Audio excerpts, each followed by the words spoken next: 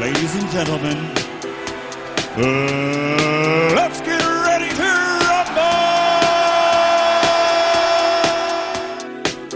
And now, the A-Plus League.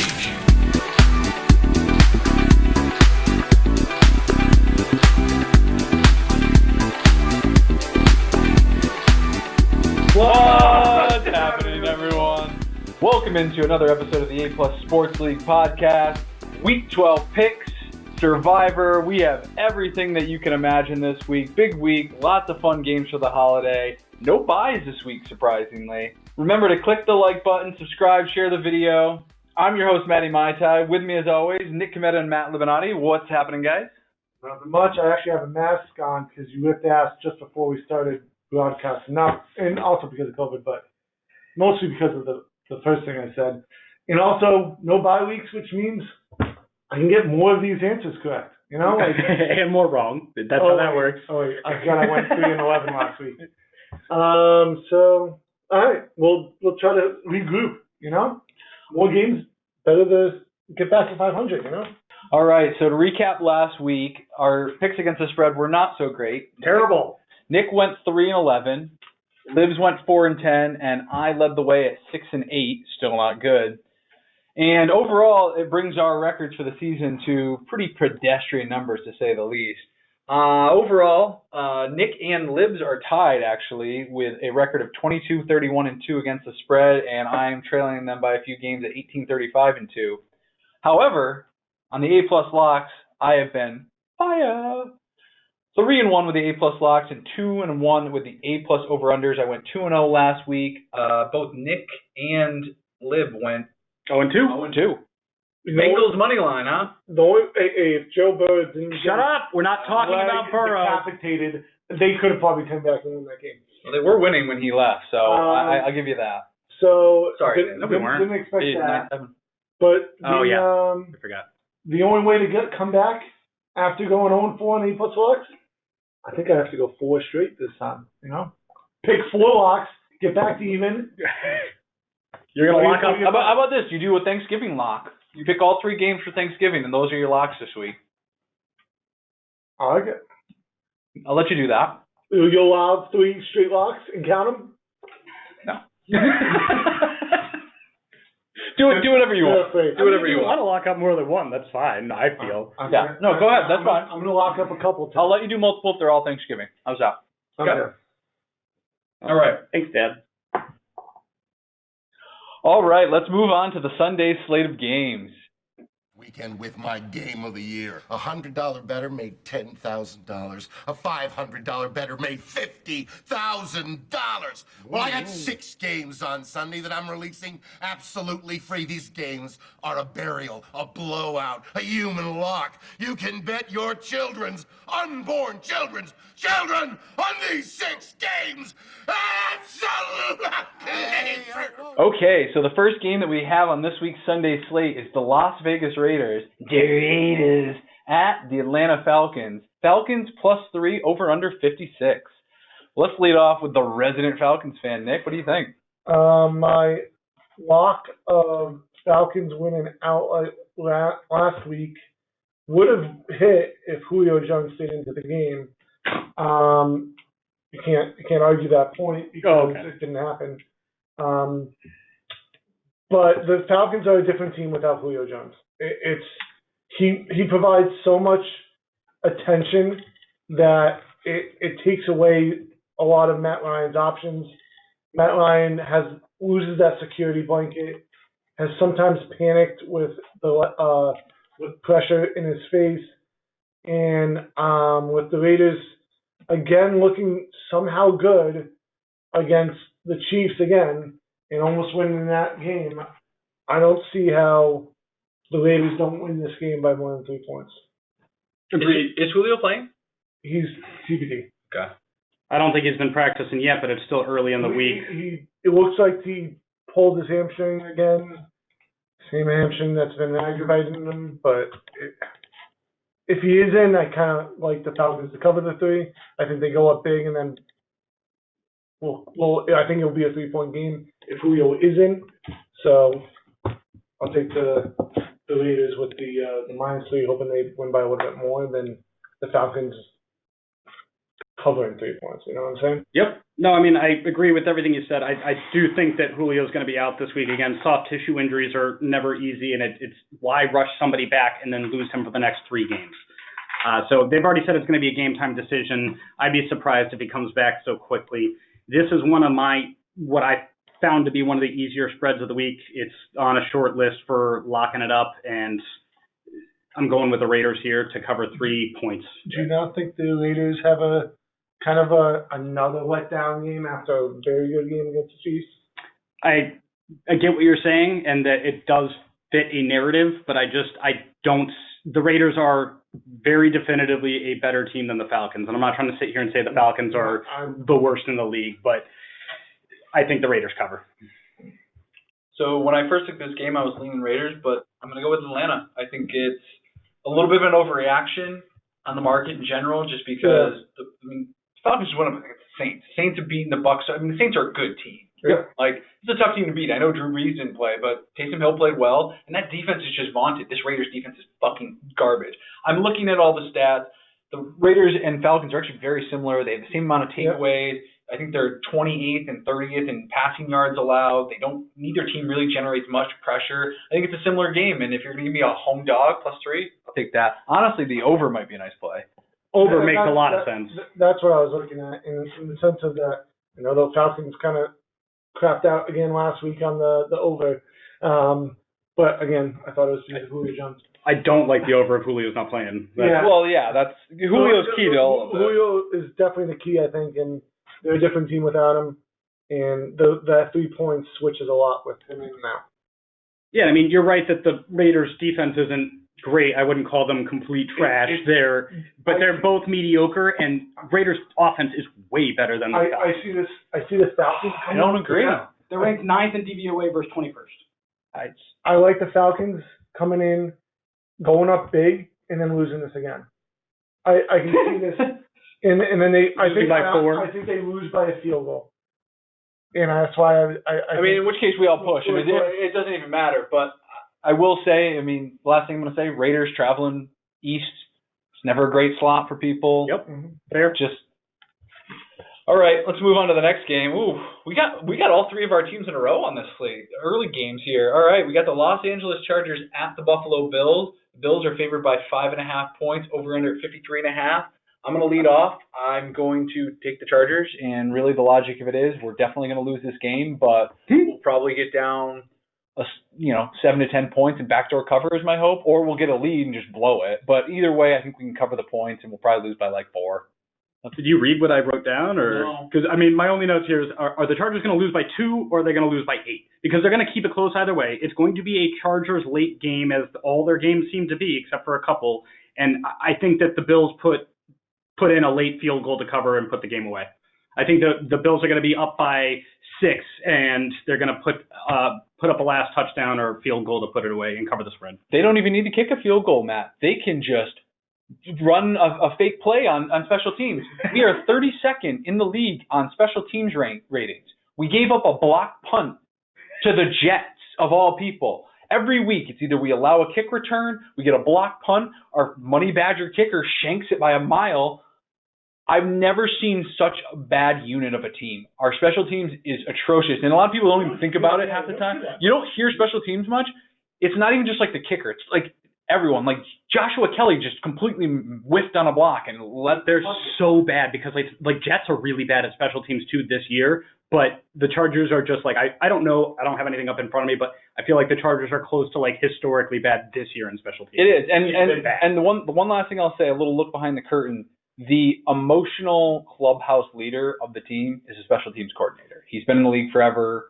Every player loves him. He's just one of those like rah-rah coaches. He gets everybody going, especially with the whole Black Lives Matter. He's a black coach. It's just, he really has the locker room, but he needs to just go. And I don't want him to get fired. Like, just go go hang out with the kicker or like the offensive lineman. Just like, don't be the special teams coordinator. Because like, I don't know what it is. I don't know if it's him or if it's just the players, but every week I feel like we're not covering the spread because of it. Yeah. Anyway, sorry, Nick, go ahead. I actually thought this spread would be a little bit higher. I get it. I think Vegas is really taking the Chargers offense seriously, which you should be. A lot of weapons.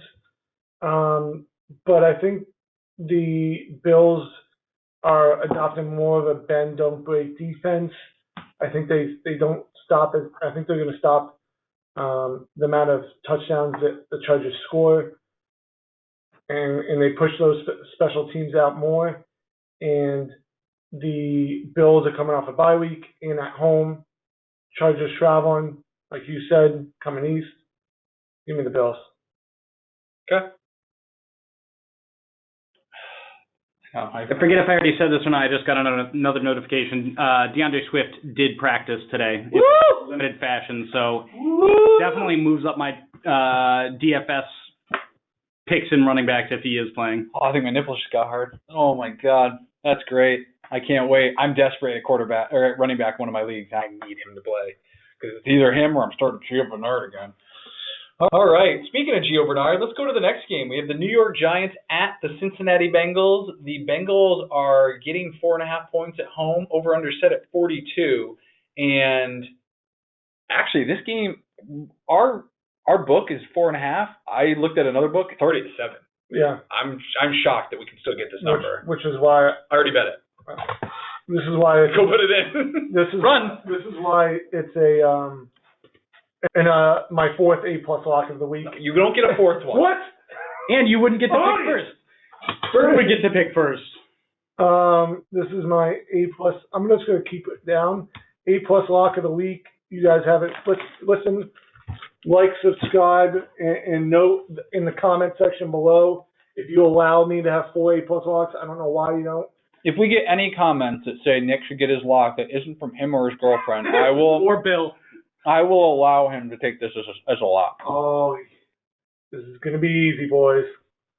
I'm going to create a fake account. It has to be a name I recognize. Only so many people listen to this thing. Fair. Okay. I mean, I don't want to talk about football in general. I definitely don't want to talk about the Bengals. Giants by 1 million. That's all I have to say. Shut up, both of you. Is this something we can take as well, like Giants first half, Giants something? Giants -3 first half? I didn't look at that at all. I Giants just threw in a half a unit on the Giants 4.5. Giants first half -6 is So this is the part of the podcast where I'm going to edit in some "Candle in the Wind" by Elton John, just to have the funeral for Joe Burrow and his season. Fuck up. And I do feel bad for Nick, or I do feel bad for Lib. It is terrible when a franchise quarterback goes down. Everyone saw what happened to RG3 in his career. It really derails people. So hopefully he comes back and has speedy recovery, and Libs only has 2 more years of top 3 picks, followed by a good run here. So with that said, I am hammering the Giants. They are a short list of survivor picks because Ryan Finley is fucking garbage, and Joe Mixon's still not playing. He's on the IR, so they got Gio Bernard. And that was really the only thing that kept me motivated on picking the Bengals. Your defense is really, really bad, especially once you got rid of Dunlap. You have 0 pressure now, and the offensive line isn't good. So really it was, hey, can Joe Burrow put it on his back and use the good weapons? Because they have T. Higgins, they have Boyd, they have Green. I mean, I even like Ross a little bit. I like Auden Tate too. I like the receivers. I like the running back. So that was a motivating factor to take them. But without Burrow and without Mixon, it's just not enough. You bring up Dunlap, and that's the reason 376 why the defensive coordinator Lou Anaramo should be fired, because they weren't even fucking playing Dunlap when we had him before we traded him. He was getting like 5 snaps a game. And now he's already making impact plays, winning games for the Seahawks. Thursday Night Football, he had the game-winning sack. Unreal. But you know what? They're tanking. You can see it. They're just. We weren't supposed to be tanking anymore. Well, it's the same. I mean, the Chargers should be better than what they are now that they have a franchise quarterback who looks good. You know what? Maybe my special teams coordinator might be the smartest guy in the world. He's like, what the fuck are you guys doing? We ain't going to make the playoffs. Lose the games. Block the punt. I did already say earlier this podcast, you don't want to be 8-8. You want to be 0-16 or 16-0. Correct. All right. Enough of our teams. Let's go on to some other games here. We have the Tennessee Titans at the Indianapolis Colts. Spread is Colts -3.5. Over under set at 51. I can start here. I'm kind of interested what you guys say here. I'll lead off if you want. I don't know. I'm going to take the Titans. Give me the Titans plus 3.5. I know these guys played, 10 days ago? It wasn't even that long ago. 2 weeks. And the Titans actually kept it pretty close until a special teams mistake happened, and then all of a sudden the game got out of hand. But the Titans have been playing teams well. I know a lot of people don't like the Titans. They're not a sexy team, but neither are the Colts. Colts just beat the Packers, so a lot of people saw the Colts win. All of a sudden they're on them, but the Titans just went to overtime and beat the Ravens in a tough-fought game. You're going to give 3.5 division game. I think, like I said earlier with the Ravens and Steelers, it's hard to beat a team twice, so give me the Titans and the points. I was going to think Titans, and then I looked back again, and the Ravens, I don't think they're that good. They lost to the Patriots. They lost to the Titans. They lose to the Steelers. That I don't even like these. I don't think the Colts defense is legit, and I think Philip Rivers is a game manager and get those check down passes. Give me the Colts and the points at home. I don't know why, but I switched midway through you talking about it, and the Colts. You can't. At what point am I going to live up to the Colts actually being a decent team? This is a proven game for the Colts to take. I mean, they did just beat the Packers. But yes, I get what you're saying. I know, but people are like, oh, they can't keep on doing it. No, they can keep doing it. They're going to be at home. They're going to take it to the Titans. The Titans, I don't know what's up with them. I feel like they are just not putting together a good game plan. I hated the stupid Malcolm Butler go on. Like, what are you doing? I loved it because I hate the Ravens. But yeah. But like, what are you doing? I don't like the Titans anymore. Give me the Colts. I mean, Bird hit on it here. Neither of these teams are sexy, and this was one of the games this week that I flipped back and forth on in my mind 37 different times. I'm going with the Colts here. They beat the Titans 2 weeks ago by 17, and yes, it might have come and gotten blown up on a special teams play, but this is the fourth-ranked defense in the league with the Colts. I trust Phillip Rivers more than I do Ryan Tannehill, and that's really what it comes down to. The fact that it's 3.5 scares me. I wish it were 2.5, but yeah, I'm going with the Colts here. I'm sorry, my ears full of wax, or did you just say the dumbest thing I've ever heard? You trust Phillip Rivers? Are you fucking kidding me? The most interception-prone quarterback in the league over Ryan Tannehill? No, Jameis Winston's still in the league. Over Ryan Tannehill, who won a playoff game against the Pats and the Ravens last year? Whoo! Luckily, this is recorded, so I can throw this back at his face every time he tries to stand Phillip Rivers. Oh, I love Phillip Rivers. I don't trust Phillip Rivers at all. I trust Tannehill. That's all I'm saying. All right. He has 9 kids. He's trustworthy. That's one way to look at it. All right, on to the next game. We have the Carolina Panthers at the Minnesota Vikings. Spread is Vikings minus 4.5 points. That is with the news that Teddy Bridgewater will be playing. I'm sure if he's not playing, that line will shift. But that's with the assumption. There's no news. Yeah, no, that's the assumption that he's playing. The over-under set at 48.5. Nick, you already have a comment in here, so I'll let you lead off. That's me. I'm taking Carolina as long as Teddy's playing. I mean, I think that neither of these teams are that great. Vikings had a letdown game last week against the putrid, until last week, Cowboys. I think that the Panthers keep this close either way. I think that they're going to win. I'm going to sprinkle some on Carolina money line, but even if they don't win, I think they keep it within a field goal. So we love to keep doing this. Carolina, if Teddy plays. If Teddy doesn't play and the line moves to 8, you're still taking Minnesota? It won't be 4.5. The line's going to shift if Teddy's not playing. So if you want to put the stigma in, then I have to adjust the line. You don't just get this line all of a sudden if all their players don't play. We're locking in our things on a Tuesday. Yeah, so you got to make a stance. Do you think he will play? And if he does, how am I supposed to know if he's going to make a stance? Play? Nick's been throwing out all these caveats. I'm the only one who has yet to throw. Yeah, this is my second one of the year. Stop doing that. Stop BS. Oh, shut the fuck up, Nick. I hate you. Did you guys account mine for last week? You guys deleted all mine. Yeah, that was Bird. Yeah, I delete them. I'm going to delete this one too. His picks Carolina. Minus 4.5. They're plus 4.5. All right. I'm going to go with the Vikings. I think they had a letdown game, yes, against the Cowboys. But the Cowboys coming off a bye, Andy Dalton back. I think they kind of Andy Dalton's not as bad as what people think he is. The Panthers struggle against good offenses. And I think the Vikings have a decent offense. Dalvin Cook, Thielen, Jefferson, all look great. Kirk Cousins, but Jefferson, the wide receiver one, right? But give me the Vikings -1.5 at home. I think the Panthers, people are overvaluing how good the Panthers did against a crappy Lions team. Bird clearly wasn't even listening. I was trying to set him up for that one to make fun of both of us, but.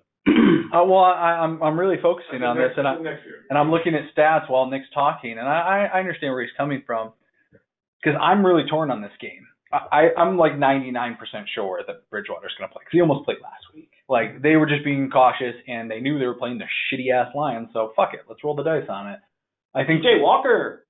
I mean, he was fine, but I think Bridgewater's going to play, and it scares me because the Vikings just have so many good weapons, and Teddy is a good game manager. So part of me thinks that they'll just cover and not win, but I'm going to be with Nick on this one. Give me the Vikings -4.5. I think the problem that the Panthers will have with the Vikings is Dalvin Cook's going to draw him in, and then Justin Jefferson. Shit. Is Thielen playing? I thought he just got he got put onto COVID list. He still has a chance to play. Oh, if Thielen doesn't play, I'm taking the fucking Giants.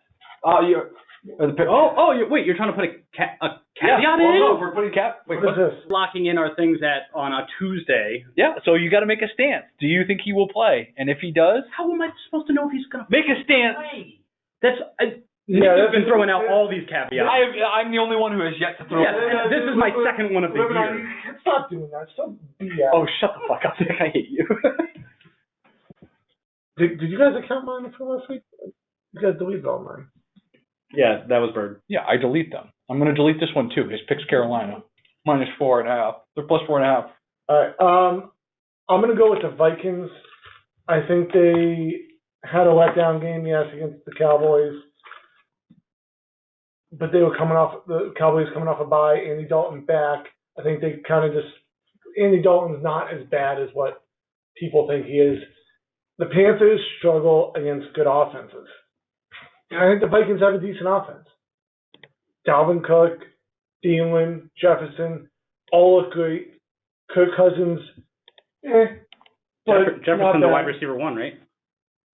But give me the Vikings -1.5 at home. I think the Panthers, people are overvaluing how good the Panthers did against a crappy Lions team. Bird clearly wasn't even listening. I was trying to set him up for that one to make fun of both of us, but. I'm really focusing on this, and I'm looking at stats while Nick's talking, and I understand where he's coming from, because I'm really torn on this game. I'm like 99% sure that Bridgewater's going to play, because he almost played last week. Like, they were just being cautious, and they knew they were playing the shitty-ass Lions, so fuck it. Let's roll the dice on it. I think Jay Walker. I mean, he was fine, but I think Bridgewater's going to play, and it scares me because the Vikings just have so many good weapons, and Teddy is a good game manager. So part of me thinks that they'll just cover and not win, but I'm going to be with Nick on this one. Give me the Vikings -4.5. I think the problem that the Panthers will have with the Vikings is Dalvin Cook's going to draw him in, and then Justin Jefferson. Shit. Is Thielen playing? I thought he just got he got put onto COVID list. He still has a chance to play. Oh, if Thielen doesn't play, I'm taking the fucking Giants. Wait, you're trying to put a caveat in? No, we're putting cap. Wait, what is this? Oh, I didn't even think about Thielen. Fuck it. You know what? I'm not going to be that kind of person. I'm stick with the Vikings. I think the Vikings defense has been playing better lately, and they're better than the Lions. They'll be able to stymie the Panthers a little bit more, and the Panthers didn't do much. I know Teddy is going to be better than P.J. Walker, but they only put up 20 against the Lions. So if they're living in the 20s, I think the Vikings can score that much. Dallas is probably a better defense than the Panthers, and they put up 28 against him. Dalvin is the best running back in the league this year. Maybe it's Kamara, but Dalvin sure as shit looks like it. And, you know, he can gash them on the ground, and then all of a sudden, Jefferson over the top. Hopefully Thielen's back. We don't know. He has a COVID protocol. Positive test. We don't know if he has it. Is it positive? No, he might have had it. I don't even know if it's a positive test or if it's just a close contact. They don't release that. We just don't know that he has COVID. Yeah. That's all I'm saying. We saw him on the COVID list. We don't know if he has it or not, but Most likely, if it's the people that show up right after they had a game on Sunday getting COVID, is that they found out someone Close contact. close contact has had it, so they go on to the protocol, which is what I've seen recently, because a lot of guys have gone on to this right after the games. It's like, how are they testing positive right before a game and then get COVID afterwards? Yep.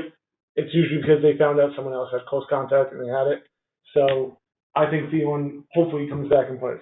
it is hard to navigate some of these games with at least in the early goings of the week, with all this COVID news. But it also opens up so many potential opportunities. If all of a sudden, it's risk and opportunity. Yeah, the Ravens line moved because two running backs got COVID. If it turns out that those were false positives or was a close contact thing and they both play, well, now I just got the Ravens at 4.5. Line's going to move back the other way. Mm-hmm. So it's one of those things where it's hard to navigate. But I'm going to stick with the Vikings and hope for the best. You can always risk. If you're very into the lines, take them that you think are going to move. Yeah. And then if it didn't move, then take the opposite side. Yeah. Head your way out. Maybe you get a nice little middle ground. Oh, that one's no caveats. No caveats. Taking the Vikings. Let's go to the next game. We have the Arizona Cardinals at the New England Patriots. Patriots are +3 at home, 49.5 point over under. As much as I want, I'm not even going to say much on this. It's Cardinals. I for some reason I wanted to trick myself into Kyler Murray having a tough game in New England. Probably some bad weather. Defense in the league. Some bad weather. They draw up some schemes and get to them.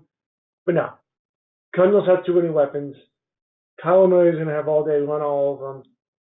Cardinals -3 is great value. It was the easiest spread of the week for me. I'm taking the Cardinals as well here. And I mean, even if Bill Belichick, everyone talks about how he tries to take away one player, one key piece every single game. Who's he going to take away? If you try to take away Nuke, then you've still got Christian Kirk, Larry Fitzgerald, and if you try to take away their running game, they have two running backs that are decent, not great.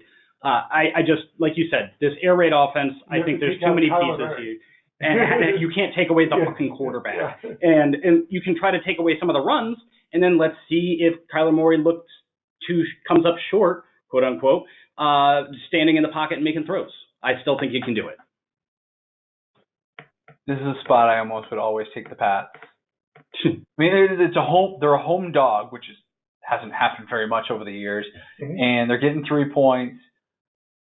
They did just come off an embarrassing loss to the Texans, but a week before they beat the Ravens, and the week before that they didn't look good against the Jets. The week before that they had a good win. They're a very Jekyll and Hyde team. Gilmore is back, so he could shut down Hopkins, but I just don't think the Patriots are going to be able to contain Kyler Murray. Like, they're not going to get much rush on him, and when they do, he's going to get around them. And, he can still just hit Christian Kirk and Edmonds and Drake and all of them.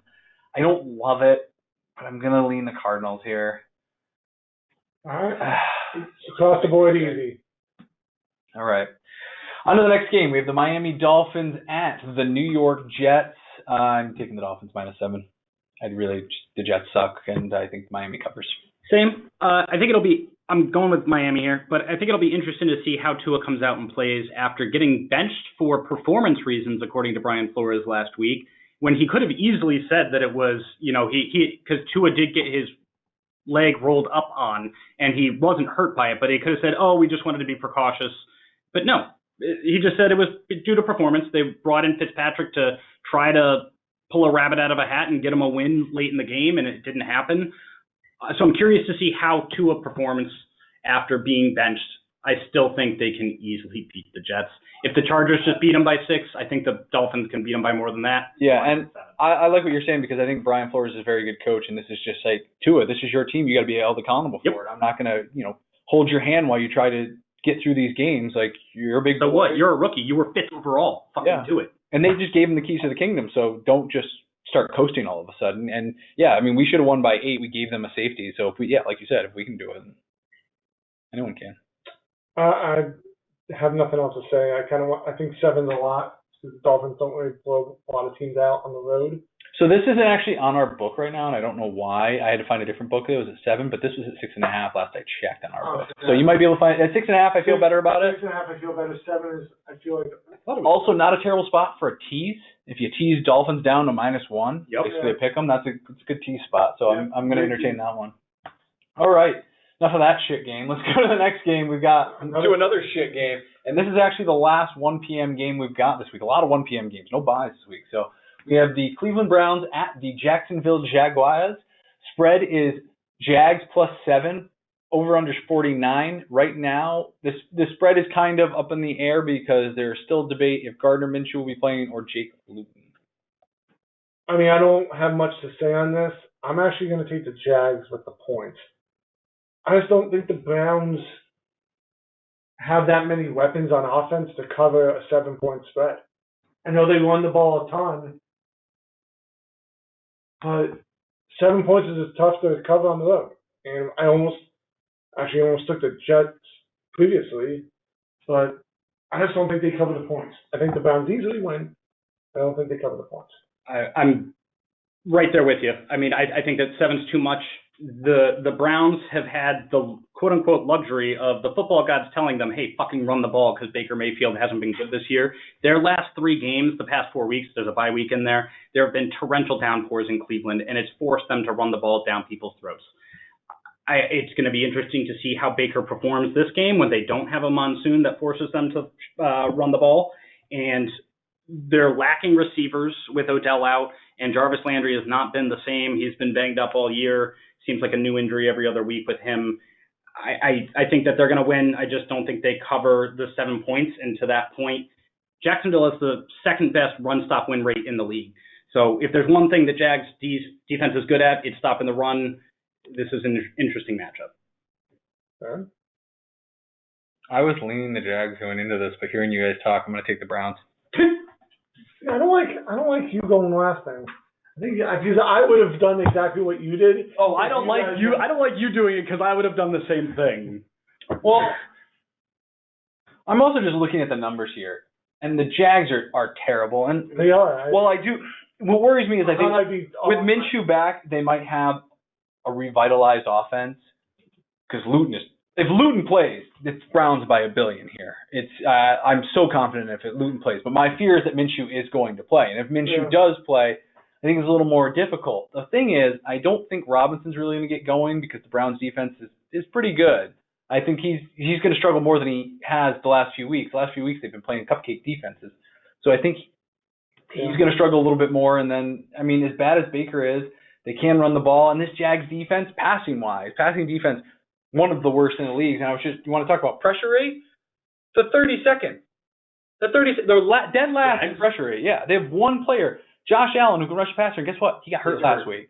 So they have no pass rush. And when Baker has some time, he can do things. And to be honest, the Browns are a team that can't beat good teams, but they can beat bad teams. Agreed. So, but are they blowing them out? And 7 points. I mean, the one thing I'd refute with what you said is James Robinson not getting it going. Cleveland has one of the worst pass rush defenses in the league. Pass rush or rush defense? Pass defense. Run stop win rate, they are ranked 30th. I don't like the pick. I hate picking the Jags. Yeah, no, it feels gross. A lot of these spreads have felt gross this week. Yeah, I think I think the rain's gonna help the Browns because they haven't been able to pass it. Baker's just been waiting to just fucking sling that shit. So, yeah. Maybe he'll miss by 5 yards instead of 15. Yeah, exactly. Okay. Yeah, he'll miss. All right. On to the 4 p.m. slate of games. We have the New Orleans Saints at the Denver Broncos. Spread is Broncos +5.5 over under 44. This game scares me so much because it's probably gonna be my Survivor pick. I don't think it's issuing on Survivor. I can see Taysom Hill probably going to get the start again. Actually, you know what? You guys say I'm too wishy-washy before Nick gives his points. I'm going to take the Saints. Okay. I'm going to take as well. Well, I don't want you guys to accuse me of flip-flopping, so. Well, on the Saints, but the Falcons just got blown out, but it's the Saints defense. I don't trust the offense, but the defense I do trust. And as much as the run game got moving with the Broncos last week, The Saints defense is one of the best in the league Yep. on stopping the run, and that's not going to happen. They're not going to run as much as they did against the Dolphins, and still only scored 20 points. I'll piggyback what Nick is saying. Yeah. New Orleans Saints only allow 74.3 yards per game on the ground, and they have allowed the least amount of rushing touchdowns in the league. So Melvin Gordon, Mr. Fumble on the 1 yard line, isn't going to just be able to plow himself into the back of the offensive line and hope he falls into the end zone. I think that's going to be a weakness. It's really going to come down to Drew Lock having to throw the ball. Yeah, don't give me that look. Melvin Gordon fumbled on the one again. That fucking loser. I don't know. I think he's just making up things so that I just want to bring up how bad Melvin Gordon is. You should have paid him. I'm glad we didn't. I'm so. Are you kidding me? We got Austin Eckler for half the price, and we don't have to deal with that little bit. who plays all the time, right? Yeah. I'm fucking with you. Anyway. No, I mean, I agree with what you guys are saying. Denver's ranked last in the league in DVOA for offense. Saints are ranked 5th in defense. The Saints just held the Falcons a decent offense in check, and I think that they're going to be able to do the same here. And yeah, the offense for the Saints hasn't been phenomenal, but Taysom Hill looked decent. And wow, Michael Thomas is alive again, catching balls. He looks like he's back to who he is. And not just running slant routes. There were a couple deep balls in there, so I think Saints is easy here. Nice. All right, all on the Saints. Let's go to the next game here. We got the 49ers at the Los Angeles Rams. Rams minus 7 points, over under set at 45, which seems really low.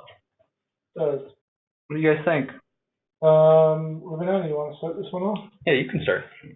49ers Rams, I'm going with San Fran here. We did just, I believe we mentioned it here, that we're getting Mostert back and Jeff Wilson Jr. for the Niners. I know you said we. Oh, yeah, we are getting, yes. Yeah. The noted Niners fan here. I'm that depressed, yes. So it's a divisional game. They'll keep it close. I think the Rams win here. They've looked more and more impressive, the Rams, as weeks have gone on, and as a truly legitimate playoff contender here. I don't think they're going to make a Super Bowl run, but I think they can make some noise in the playoffs. But with this divisional game, San Fran's coming off the bye. It's also in a fight of two of the most young, up-and-coming, good-looking coaches in the league here, and I think Shanahan off the bye, they keep it close. I'm taking the Niners. I like Kyle Shanahan, especially former Falcon offensive coordinator. I like how he coaches the 49ers and keeps them in ball games. However, I'm going to go with the Rams minus 7. However, what they did against the Bucks in Tampa this Sunday, it was one of my great picks last week. One of your only wins. Hey, one of my great picks. The Cooper Kupp, Robert Woods, very underrated on how well they can run routes and how Goff can create chemistry with them. I don't even bother running the ball because they can't run the ball at all. But I think Sean McVay will switch it up. I think you'll have a good mix of one pass options, and the Rams blow the Niners out. you just reminded me, sorry, Bird, but by calling Cooper Kupp underrated, I did see it was just kind of surprising and fun little thing that Devontae Adams came out last night during the game on Monday night and said he tweeted out that Cooper Kupp's the most underrated wide receiver in the league. Just like, oh, damn, good for you, Devontae. Devontae Adams is that wow? Maybe he listens to this podcast. Oh, yeah. Even though he said Smart that before guy. I did, he probably just knew what my mind was. Time machine. Because I was saying that during the game. I do like Cooper Kupp on this game. I thought he'd actually end up getting that touchdown to beat Ballmer and getting them this is Bill in Ballmer's matchup. But It would have been close if they got one last touchdown there. yeah. So I go back and forth on this game because I think the most elite unit of both these teams on the field is the Rams defense. I mean, they're fourth in rush yards allowed, second in passing yards allowed. They stymied Tom Brady. They have probably the best cornerback in the league, the best defensive player in the league in Aaron Donald. And, I mean, they're just a very talented team that can really stick it to you. And now you got Nick Mullins. I mean, great. He had a bye week. He helps you prepare and come up with some trick plays. Mostert will come back, which will help the run game. But I just don't know if it's enough. And really, I guess the question is, have the Rams been able to figure out enough things to really move the ball against this Niners defense? And the Niners defense hasn't been playing that bad. They're not the elite defense they were with Buckner and Bosa out, but Buckner gone and Bosa out, but they're still pretty good. It's a lot of points. It is a lot of points. It's a short week versus a team on a bye. Divisional. It's one day. Give me the Niners. I fucking hate it, though. I really do. Feels gross. This one didn't feel as gross as some of my other picks, but I agree. It just Doesn't feel good. I think the Rams, I want to take the Rams, but the smart gambler in me says take the Niners. So 2 weeks in a row, we're all against Nick on the Rams. See if it pays off for him, Cotton. All right. Because I'm the best. 3-11 last week. That was really good. Make it closer for you guys.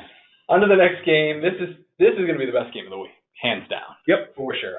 Usually is when you involve the Chiefs. So we have the Kansas City Chiefs visiting Tom Brady and the Tampa Bay Buccaneers. The spread is Tampa Bay +3. Over under set at 56. I'm going to lead off. Give me the Chiefs minus the 3 points. I just think that while the Buccaneers have a good run stop defense, I don't think it's really going to matter because the Chiefs don't run it that much anyway. They really said run to set up the pass. And after I saw Mahomes just tear apart that Raiders defense like nobody's business on that last drive, he went down and scored 20 seconds. If he really wants to, he can tear apart this Bucs defense, and I think the Chiefs will do enough to stop Tom Brady. So give me the Chiefs. Go ahead. I'm taking the Bucs here. This is another one that doesn't feel great. It doesn't feel gross because these are two good teams. It'll be an entertaining game. But the Bucs have 4 losses on the year.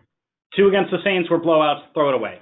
Their other 2, 3-point loss to the Rams and a 1-point loss to the Bears. Somehow they lost to. I think they keep this game close. No, I was doing what Tom Brady did. Oh, I was like, yeah, that's 4 losses. I said 4, didn't I? No, it's 4th down. Oh, yeah, fourth down. I think the Bucs are going to be pissed off after another close loss in prime time. I think Brady's 1-3 now this year in primetime games. This is not a primetime. It's a 4:00 Sunday slate. this is going to be the game of the week. America's game of the week. Yeah, 100%. I'm going to go with what Bird says and give me the Chiefs. As much as I think this is going to be a very high-scoring game, and I'm surprised this isn't set at set higher at 58 or so. I thought this opening would be at 58.5. That over under. But you need 30. I mean, they're predicting 31-28 essentially. Yeah. They're 30-27, actually. I just don't see with Mahomes. It's got the 4. I can see taking the Bucs, but I don't see the Patriots ever slowing the game down to slow down this offense. Mahomes in the deep ball, and Kelsey under the middle, and Hardman back. Yeah, I mean, I think that the key for the Bucs to win or even cover this is to really control the clock and have Ronald Jones work. And maybe it'll work because the Chiefs have a bad run defense, but they have a good pass defense. So if they're going to want to put it up to Tom Brady, I mean, Antonio Brown looked good, and he's got Godwin looking good. Mike Evans seems healthy now. I mean, it's a tough offense to stop, but I think there's going to be a shootout, and whoever gets the ball last. And if Pat Mahomes can score in 20 seconds, he doesn't need much time. So yeah, I get it. All right. On to the Sunday night football game. We have the Chicago Bears at the Green Bay Packers. Nice historic rivalry here. Unfortunately, because of the Bears quarterback situation, it's kind of hard to find a line right now. The last line I saw for this game was the Packers -8.5, so we're going to go with that. There is no over-under for this game at the moment. I've seen it around 45, but we don't have to. I'm assuming it's low. Yeah. Probably. That sounds right. You guys texted it to me this weekend. Davante Adams. Give me Davante Adams and the Packers. Also, Lazard is back, starting to work his way back in. More options. Aaron Jones is still coming back and coming off an injury, but still looks good. Packers -8.5. Take it. Bears just trash. I know it's a lot of points for a divisional game, but That's where I'm going. But it's Packers at home. It's divisional against one of the third-ranked defense in terms of DVOA in Chicago. The Packers did just put up 31 on the fourth-ranked defense in DVOA against the Colts this past week. I think the Packers will be able to still put up roughly similar numbers here again, whether it's 28, 31. 8.5 is too much. I think that the Bears will still be able to put up, 23, and so then it's a 23-31 game that the Packers win by 8, something along those lines. I'm going with the Bears here. The Packers defense has just been really bad. I had to cut in a Tony Romo. I don't know. He went back and forth 1,000 times on this. But you're one to talk there, sir. Going Bears. So the reason why this line isn't up is because the quarterback situation is still up in the air. It seems like Mitch Trubisky is going to be the one playing in this game. I don't know if that's good or bad, to be honest. Nick Foles hadn't been playing great down the stretch, but I've watched plenty of Mitch Trubisky, and he's not good. And, I think it was the first game of the year last year was Bears-Packers. Trubisky came out there, put up 3 fucking points. Yep. He's not good. David Montgomery is back, so that'll help, but give me the Packers. I think the Packers are due for a big game. MVS has gotten burned, and they should have won. MVS. I was going to say that he might come out fired up from the supposed death threats that he was getting after the Sunday game. He came out on Twitter and said, "Y'all are doing death threats over a fucking football game," and I get it. It's absurd that people do that shit, but for a play that wasn't it was not a great play by him, but it's not like what was it, the Packers a few years ago in the playoffs, the tight end who on the onside kick fucked it up. I can't think of his name. Brian Bostic. That makes a little bit more sense in terms of death threats, and it's still not applicable there.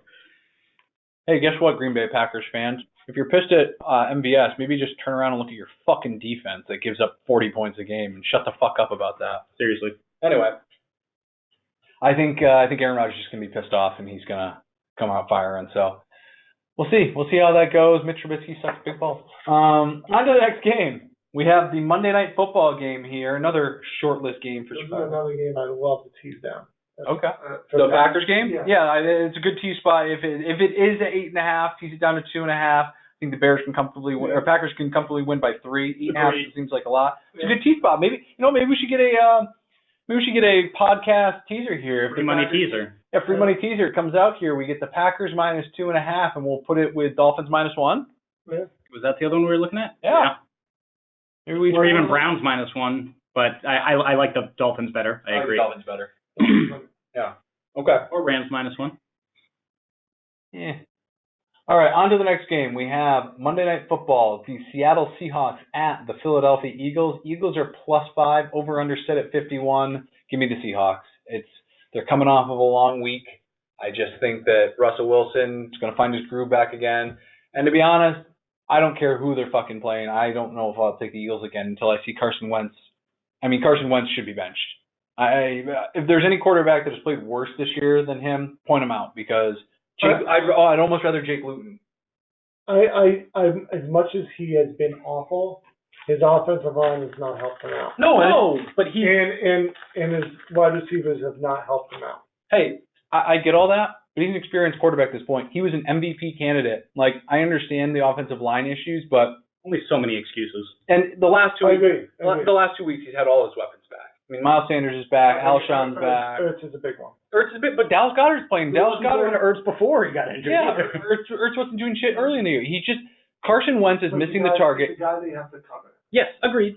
I get it. He's holding the ball too long. I don't know if it's a scheme thing and they just need to change up what they're doing more slants but even when I watch them, even when they do little bubble screens, it gets stopped. The receivers aren't blocking well. It's just the offense looks so bad, and the Eagles' defense is good, but it's not great enough to stop Russell Wilson. I think this is the easiest line of the week. It might be my super log. I think that if an actual Eagle were to come down onto the field and pick up Carson Wentz, that Carson would still try to make the play happen and throw the ball. You're 100% right. He holds on to the ball way too long. We see it 15 times every fucking week, it seems. And I don't think that this is a get-right game for Wentz.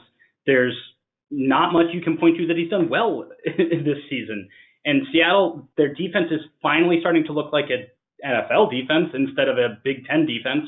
And 5 points is too little here. Definitely Seahawks. Coming off the mini bye, going from a Thursday night to a Monday night. I think they're favoring the home field advantage for the Eagles a little bit much, and Seahawks on the road. I think 5 is too little. Agreed. For how bad the Eagles are, and this. I mean, I've been on the Eagles I think the last 2 weeks, but I'm gonna take the Seahawks as well. Just nothing more to say is they will not stop that offense. That's it. Yeah, I think no. All right, those are our picks for Week 12. Let's move right from there into our A+ locks of the week. Last week's A+ locks against the spread. Nick had Bengals money line. That was a loss. Lib had the Patriots -2.5, also a loss. They actually lost outright. And I took the Tennessee Titans +6. That was a winner for me. Outright. So outright they won. So I should have put bet at money line, but I got it at +6. That was nice. And I guess I'll lead off with that. Nick's already done 3 A+ locks, but yes. Yeah, I mean Nick's locks I've done 4. Nick's locks are already in, so we don't really need to worry about his. So I'm just going to go with the Seattle Seahawks. We just talked about it. I just don't. This game should at least be 7. I don't think the Eagles are in the same class as the Seahawks. It's not even a record thing. It's just how they played. Like Seahawks defense is starting to get pressure a little bit more too. We didn't talk about that. Like defense is actually looking not like the bottom 3 defense in the league the first few weeks. So that, and you've got an MVP candidate who got 10 days rest. He gets Thursday night football to Monday night football. That's a nice break. It's a mini bye. Lock it. You lock it up. I'm going with the Cardinals here on the road, coming East Coast against the Patriots.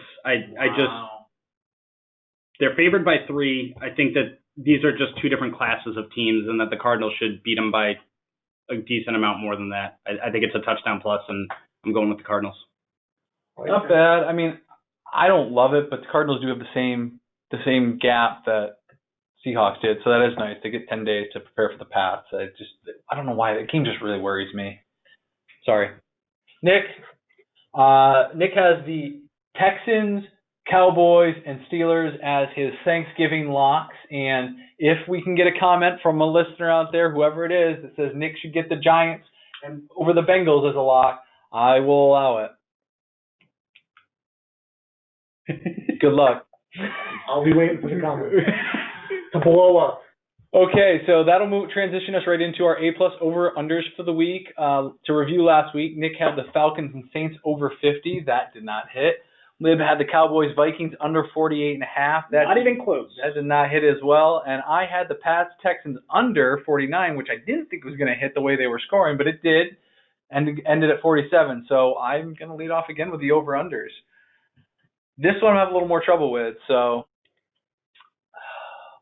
there's a couple games I'm deciding between.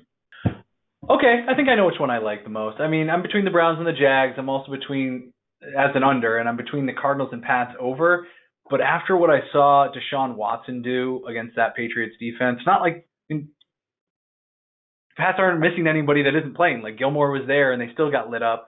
And I think hopefully the Pats can score a little bit more. I mean, they looked okay. I'm going to take the over 49.5 Cardinals Pats.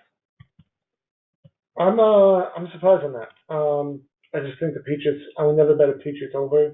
Well, it's just in the low 40s, just because they have such a tough time scoring quickly, and they did score quickly against the Texans. The Texans on a couple of big plays. Yep. So I'm not banking on that.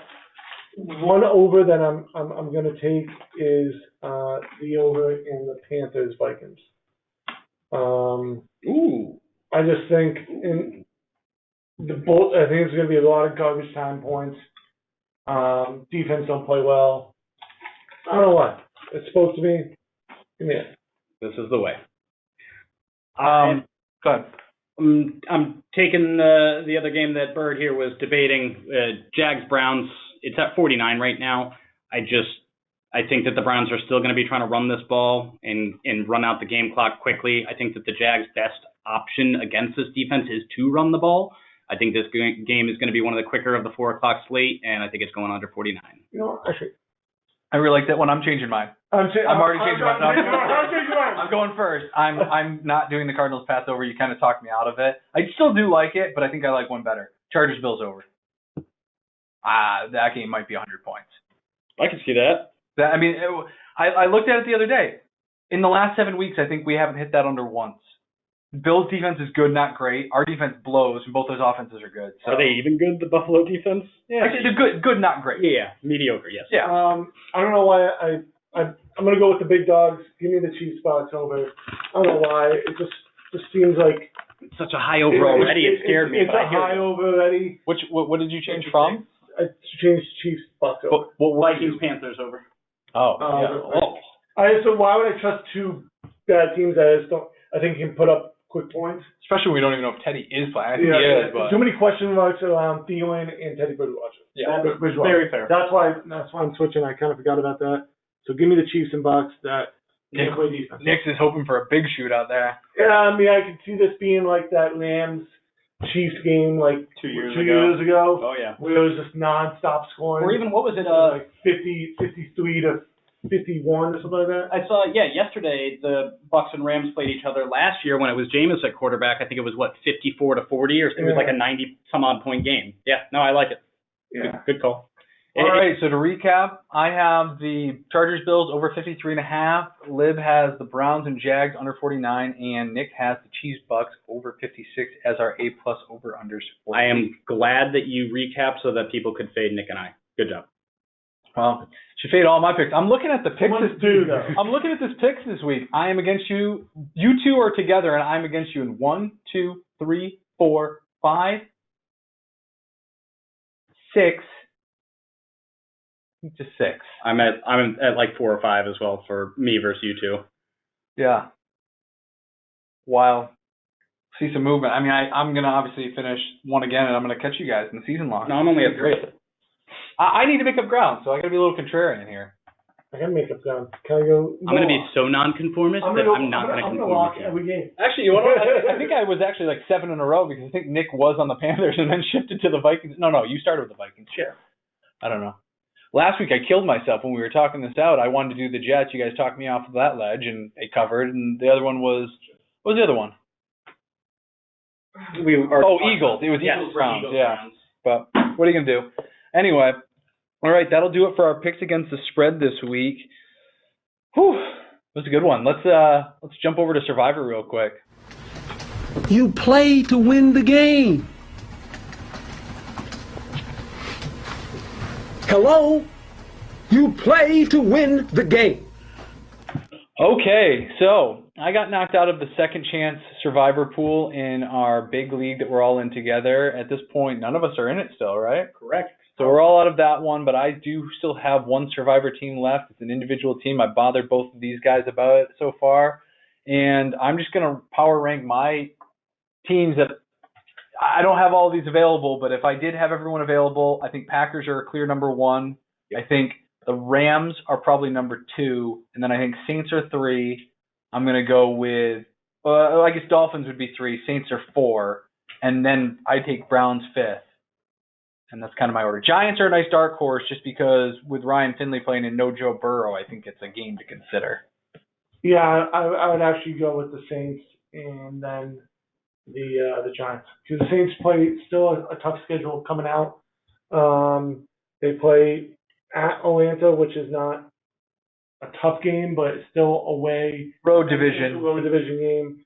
Then they go to Philly, which is not in Philly again. A tough decent spot you could use them. Then they play Kansas City. Gross.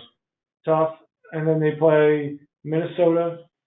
At home, which is another and then one. Another away divisional game in Carolina. So, well, going forward, I think this is probably the best game I would pick. It's the biggest spread they have at the moment, and with the question marks of when Drew Brees is coming back, I just want to get them out of the way. I agree with you. Actually, one team I forgot to mention was the Seahawks. Yeah, no, I was going to mention Seahawks are definitely, and I mean, they're not a powerhouse, but they've got some better games coming up here in the future, but everyone plays Survivor a little differently. Obviously, who you've already taken, if you're trying to save powerhouses for the end, or I don't know if you're still trying to save them now in week 12. No reason why you take the Seahawks when they have the Giants, Jets, and Washington coming up. Understood, but what if you've got other better? What if you don't have the 4 other teams that we listed? And everyone's situation is going to be different. And so I agree with Nick. I was considering the Seahawks here because I do think they're one of the safer plays on the board. But they do have the Giants, Jets, and Seahawks coming up, or Giants, Jets, and Washington coming up. So those are teams you want to use them against. And I had this conversation with you guys. Do I take the Saints against the Broncos and then Seahawks against the Jets, or do I take the Seahawks against the Eagles and then the Saints against the Eagles again? I think this is a better combo if you're thinking of it that way. But if you look at the following weeks, week 14 is a tough one if you have a lot of the big guys out. Green Bay Seahawks are by far the week 14 team to pick. No, I agree. Yeah, no, week 14 is going to be tough if you don't have Seattle. There aren't many good options. They're going to be 14.5-point favorites, probably even more. Yeah, it's at 15 right now. The look ahead line. Yeah, so I think for me right now, I've got it locked in at the Saints unless some random news comes out that something crazy is going to happen. Yeah, I don't love it going into Mile High, but yeah, I mean the away game is tough. But if you look at the home teams, I mean. It's tough. Where do you see a strong home team? It's the Packers, and I don't have those options. Yeah, it's tough to trust Taysom Hill in his second start, but the Broncos are they look inept, and I don't think that offense is going to be able to put up enough points against a great defense. I think the Saints are an easy, good choice this week. And the Saints, I mean, there's no injuries with them. They got the full complement of weapons. I mean, Lattimore's a little banged up, but he's playing, and Drew Lock's banged up. He hasn't looked great. I mean, they only put up 20 on the Dolphins. Dolphins are a good defense, but Saints are better. Yeah. Taysom Hill's better than Tua at the moment, at least. So, I like it. So hopefully that'll help you guys out with Survivor. I know at this point a lot of people are probably out, but if you're still alive, good luck. I'm riding it with you. And I thought you meant out on listening on the podcast at this point. That could be too, but that $70K would be really nice. I might have to take a nice vacation after that, a little post-COVID one. Whew. Oh, yeah. I didn't know what you were talking about there. If you win Survivor, yes. If I win Survivor, my pool's $70K. It's nice. That's awesome. How many guys left? Down to 300. Just over, like 310 out of 3,600. If the Chargers had lost, it would have knocked it to like just under 100. What? Winner take all? Yeah. So what happens a lot of time is that when it gets down to like the last 10 or even 10 or 15 people, they'll be like, all right, let's each take like $1,000 off the pot and then fight for the rest. Oh, I thought you were just going to say split it. No, I like what you're saying. If it gets down to like the final 3, I think they do something more like that. It's like, each take like $8,000 and then maybe like 5 for the winner or whatever. And this is actually a great pool. I'm going to go down a little segment here. I'm in a bunch of different pools with a bunch of different people, and a lot of times I see pools that want to take money off the top or expect you to pay them something at the end. And while I appreciate the work everyone does, I commission multiple fantasy football leagues. I've never asked for people to pay me extra money, and it seems a little disingenuous. This pool I'm in, actually, the guy takes nothing off the top. He takes a free entry, I believe, which is $20, and he pays the site fees. Every single week, he stays up till 2 in the morning on Monday night and sends a game-by-game breakdown, commenting on everything. There's a chart of all the people that have been eliminated, and everything, and it's really good. And if I win, I will definitely give him some money. One of the people that won the league actually died, and he sent the money to the wife and sent flowers from the league to his funeral. Damn. So it's a great league. If anyone wants to join, reach out to Matty Maitai. It's only $20 to enter. Next season will be big. How many guys total? I didn't 3,700 or 3,600, whatever, 20 times to get to 71,000. So I think it's roughly, something like that. So I didn't know Joe Burrow was in that league. He died.